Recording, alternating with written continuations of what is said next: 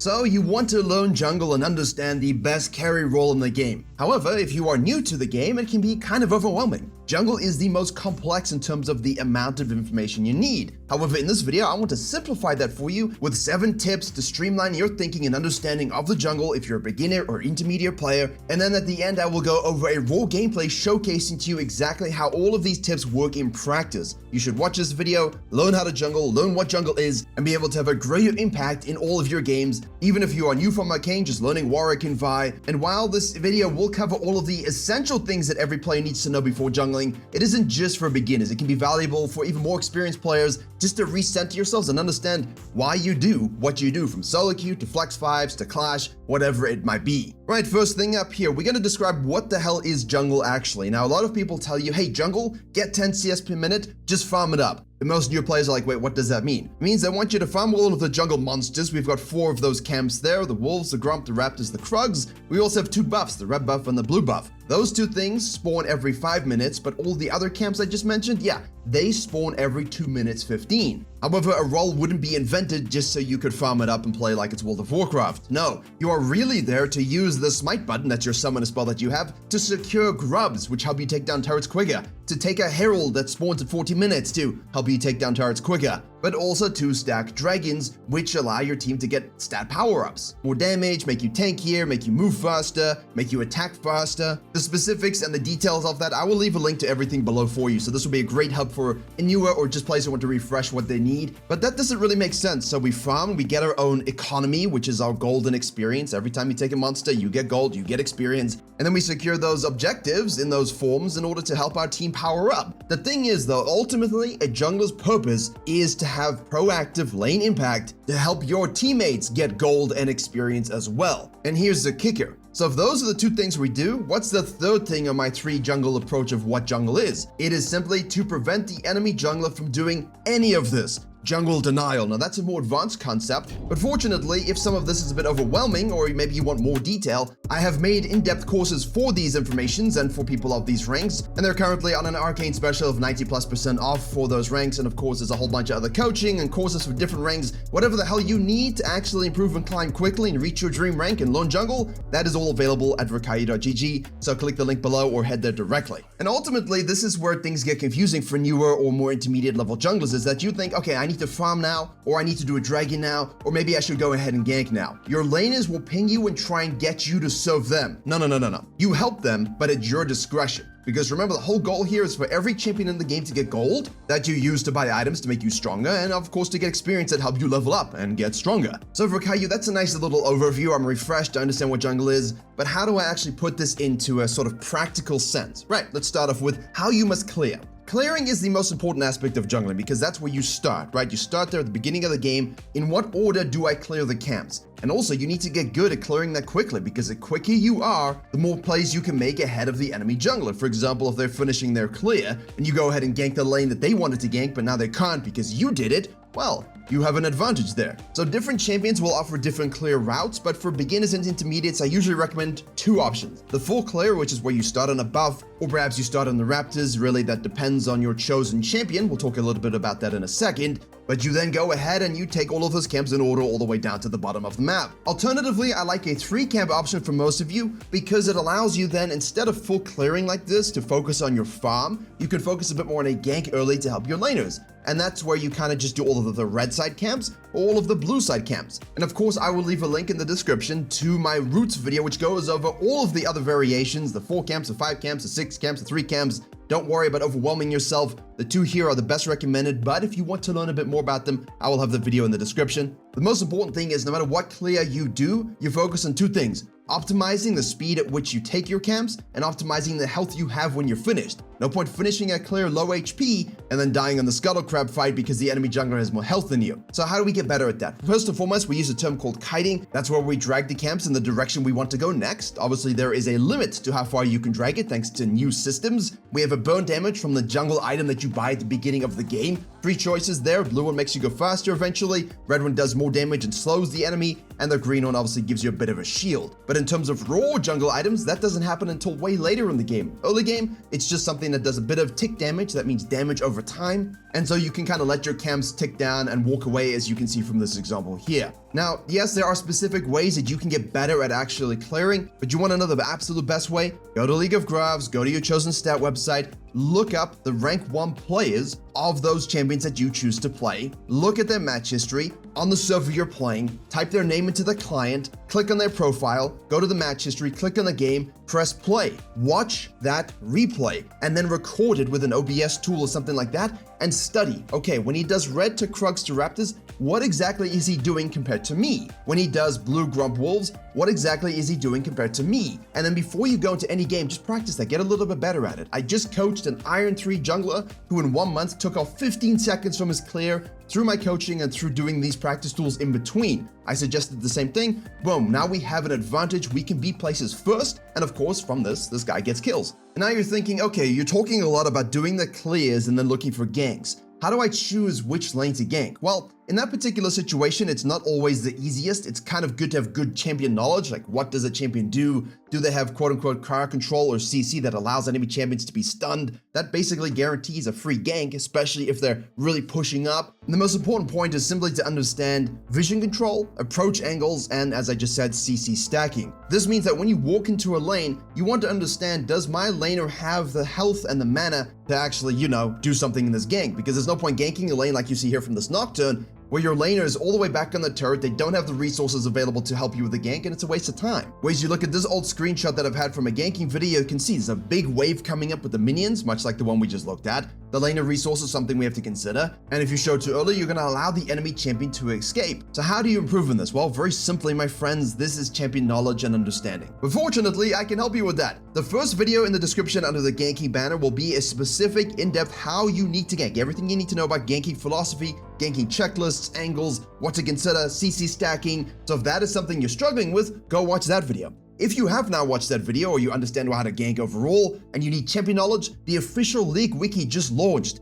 Every time you're loading screen or in between games you've had a champion you don't know what they do, go to the wiki, read the spells, and learn them. That's really what it comes down to, champion knowledge and execution on your ganks. And now you're thinking, wait a second. So, okay, I'm farming and I'm ganking and I'm helping lanes, but you mentioned these things about objectives. Well, that's the most important thing, right? That's what your smite is ultimately for. It is to make sure that you grab the dragons, the heralds, the grubs, and of course the final one, the barons. The barons are the things that allow you to close games out. They give buffs to your minions, they give buffs to your champions, and you're able to really push towards the enemy turrets and nexuses. And ultimately, the idea is to control all of the spawns. The first dragon spawns at 5 minutes, the first grub spawn at 6 minutes, the dragons then spawn every 5 minutes afterwards. So what we're trying to do here with this objective ping pong is it means that you have the chance to, say, secure a dragon early, you do it. But when the enemy jungler path's top side, for example, there's no risk of him coming in to contest, right? He's not going to steal it away from you. So if you see him go up, take the dragon, especially if it's free. But you always need to be aware of some questions when you want to either do the dragon or the grubs. Firstly, where is the enemy jungler? Did I understand where they went last time I saw them? Can I understand what they might want to do next? So if that's a free thing, great.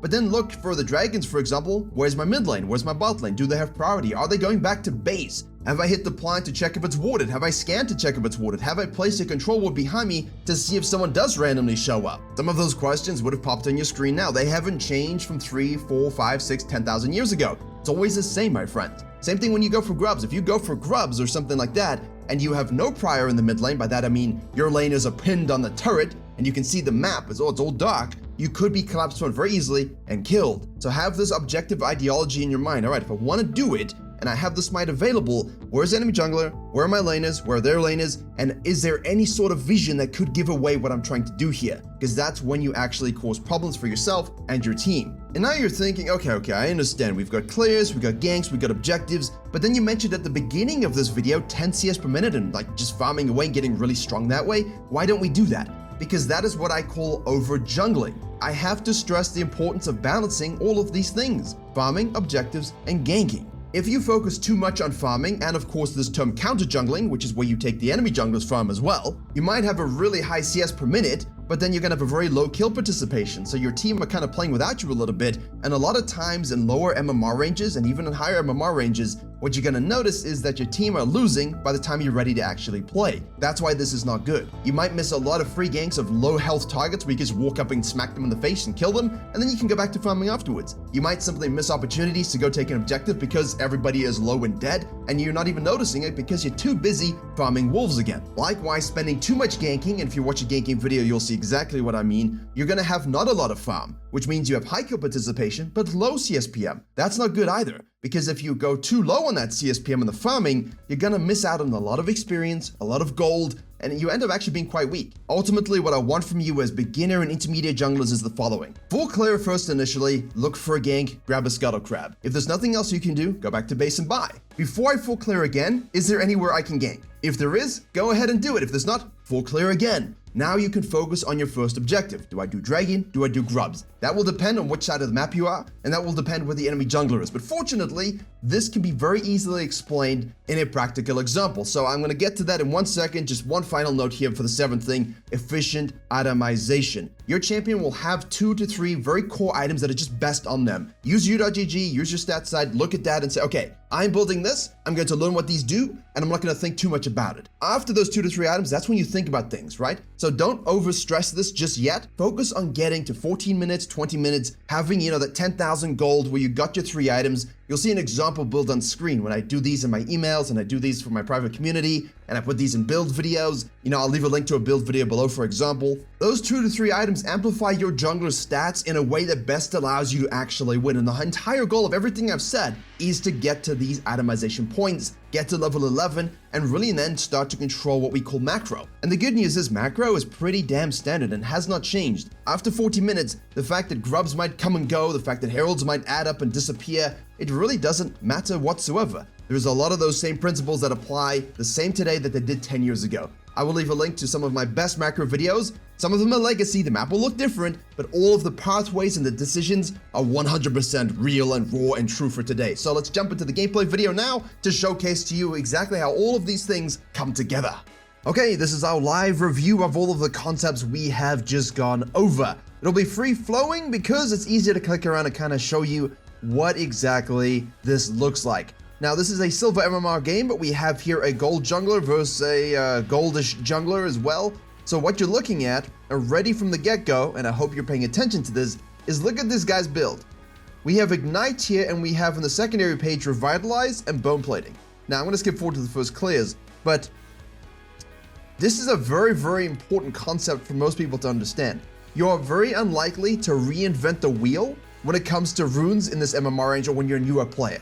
You're not going to come into the game no better than what people have been running, for a decade at this point in some champions. Now, obviously, things have changed. The Hecarim is a good example here. He has gone more of a standardized rune set. Ghost is obviously more useful on something like a Hecarim. But for the Warwick, go Flash, go Smite, and for the secondary page, go Celerity, go Water Walking. What those 2 runes do, if you don't know, is they just make you run a little bit faster for your rotations, and they give you some bonus combat stats when you're in this river. And, if you don't know what Hecarim does, for example, and you're a brand new player, you look this up after the game or during loading screen, and you're going to see that this champion runs pretty damn quickly. So being able to stick with him would be something useful, which means the movement speed runes in Warwick are kind of useful.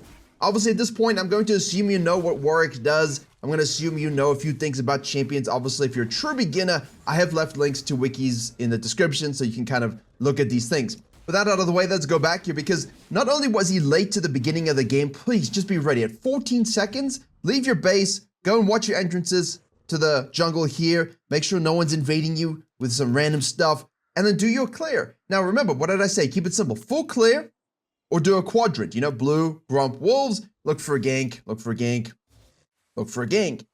In Hecarim's case, he is a very good full clearing jungler, and you can look this up as well. Again, links for everything you will need to know in the description. So he's going to want to full clear. The Warwick doesn't full clear as quickly as a champion compared to the Hecarim. And as such, maybe it's not best to match him, right? Well, then we could invade him, right? We can do the red buff and we can just run at his face and see if we can kill him. We have the Ignite instead of the Flash, so we have the combat sums, but we don't have the ability to actually hit him. See, he's not tracking. By tracking, I mean asking yourself and studying where the enemy jungler is going to go. And one of the most fundamental things you have to do as a jungler in this game is not sit around in bushes and look for ganks like this. If you arrive at a bush and you're looking at a gank and thinking, can I do it? It's too late.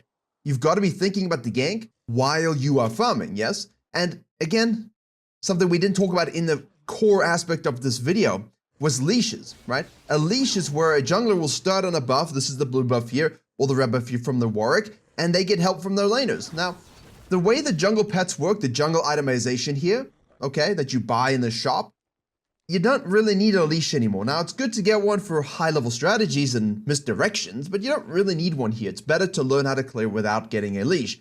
But just to get it out of the way, you know, the Warwick wards here unnecessarily, but look, you can see here your bottom lane. This is your bot lane, right? Your mid lane, your top lane. Your bottom lane's right here. You're going to have Hecarim starting on the blue buff, and you're going to have the enemy bottom lane, the Caitlyn and the Lux. It's these two champions. Oh, everybody knows Caitlyn by now, I think, coming in late.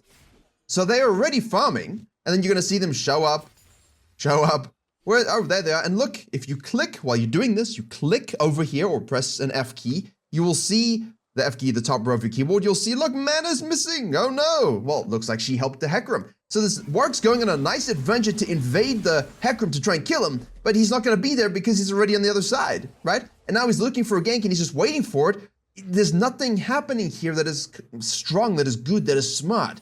He is doing what we said in the video, in the core section here. He is having low CSPM, and even if he were to get a whole bunch of ganks here, that would be lucky. Because currently you can see that he has no ganks. Now, from the Hecarim's point of view, he's just going to do a full clear. So we talked a lot about having economy, right? High experience and high gold. That's at least a goal for all of us. When you full clear your jungle, you get level 4.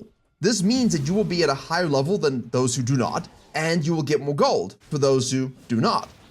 The Warwick here has done at, we're going to take over the time here, 313, 2 camps. 2 camps. And the Hecarim has done all his camps, all 6. And that's 24 CS. So for those of you who don't know, each camp counts as 4 CS. You can see the numbers here on the scoreboard. Warwick has done 2 camps, so that's 8. And the Hecarim has done 24, which is, of course, 6 camps. And now he's going to go and have a little cheeky look to see what the Warwick is exactly doing, because he saw him cross mid lane. He's like, what could this guy be doing? And now the Warwick has done one of the 3 camps I talked about, and boom, we're meeting in the river. Already something is happening that we've directly referenced in the video. The Warwick has done a 3 camp clear, the red, the blue, and the grump, right? But he did it while going on a loopy path like a roller coaster across the map, really slow. So this thing here, the scuttle crab, that spawns at 330. That is what all junglers love. That is our religion. We want to clear and make sure we get these things. There are 2, one here and one here. Once those 2 are gone, the next ones that will spawn will be RNG. That means it'll either spawn top side or bottom side, and that's how it will go for the rest of the game. But that's why I told you, if you want to do 3 camps, right, 12 CS like the Warwick has, go red, Krugs, Raptors, because now you can look to do this gank on the Silas, right, who has died already by himself, and then you can fall back to this, but you're not going to be super late to the Scuttle Crab. And you're not going to be in a position where, let's have a look to see what happens. We're forced to fight this out. Now, the Hecarim will potentially lose this if he goes too deep. He obviously does not have Smite. The Warwick is able to snag that up. And now he's used his Ignite, which is, of course, a combat summon spell. And the Hecarim has used his Ghost. The Fear is not going to go through. Presses the W to try and get that movement speed again. I'm assuming some knowledge of abilities. Now the Hecarim is going to chase him down here, knock him back. That is not a fight you want to take as a Hecarim. One more! Wait, does he die? Oh, he gets it with the chomp. So, a lot happened here. It's 4 minutes away on the clock in the game, and we've had the Warwick do 3 camps, 1 scuttle, and kill 1 giant pony. This is where things are just very important that you understand. Full clear of 3 camp, look for your gank, and it's done. Now, on the outset here at a beginner level idea, you know, it's good that he stopped the Hecarim impacting lanes, right? It's good that he stopped the Hecarim from impacting anything that might cause him to lose. So you killed the jungler, cool, we win. You're going to go ahead and gank this lane here. We get the Fear. We're going to start attacking this Scion. This guy's no mana, as we talked about. No summoner spells. Well, now he has no summoner spells. He flashed. No health, no mana. So we can gank that lane nicely. But then you have to ask, okay, where's the Hecarim now? Well, if you started down here and he passed this direction, and we know from the video that all of these camps spawn in 2 minutes and 15 seconds, you know that this is already up and this is already up again. At least you could guess, I think, if you didn't know.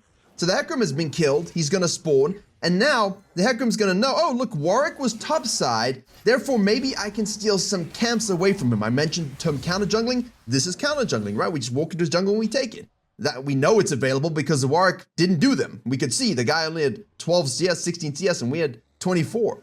So now the Warwick is really compromised with his experience. He has gotten a kill. He almost got the kill on the top side for that gold. So his advantage here, you would think, is huge in gold, but look in the mini-map there, or the scoreboard rather, it's really small.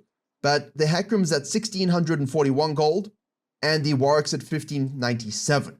So it's not a big gold lead for the Hecarim, right? Which is just under 50. But imagine if the Warwick hadn't killed the Hecarim would have an even bigger lead. So despite the kill, the Hecarim is ahead in gold. And because the Hecarim has farmed more, the Hecarim is ahead in experience. And experience is very important because that's what allows you to actually get your level 6, your level 11, and your level 16. Usually, that's where your ultimate comes in, this ability right here. That has some extra power. If you're a newer player, you always want your ultimate. And if you guys are in low elo and you think you know all of this stuff, look at this. This is a silver/gold game. And you can see how messy it is already just from watching the first part of this video to watching this one. So now the Warwick's like, oh, I better start farming it up. All right, I can do that for sure. And the Hecarim's gonna say, well, you know, I watched the video, I was told to full clear, take a scuttle, full clear again. That's what he's gonna do. What he should have done is just left this fight alone and not died, but you know, that's a side point. Again, back to the builds. We spoke about build itemization, right? Being efficient. I'm gonna pause it again. He has bought here what we call a recurve bow, attack speed. Warwick is a champion that likes the Tiamat. For his clears, because he's slow at that. For his chomp, because of the items that it builds into, the Titanic Hydra. And then we can go into sort of Blade of the Rune Kings and things with attack speed. You can also take that Tiamat and build it into a Stride Breaker. Those are items you can look up if you're unsure what they do. But the whole point of the matter is he thinks he's reinventing the wheel with this Ignite, no flash. He thinks he's reinventing a build that's going to be uniquely powerful. It isn't. He's now down a level. The Hecarim is level 5. There's a fight mid lane. They kill each other. And now the Warwick is realizing, okay, look, I'm a little bit behind here, but I'm still strong. Here's a Scion coming out of nowhere, boom, into his face and takes him out. Now, that is the problem. When these moments occur, right, when a grub spawn happens at 6 minutes, we spoke about that, when dragons spawn at 5 minutes, you want to be ready to take those and fight for those because you've been good about your clears early. The Warwick was not, so he's really far behind, and if you guys remember the pop-up text, right? Asking, where's the bottom lane? Where's the mid lane? If someone basing, did I do vision control? In this particular situation, you can go back here.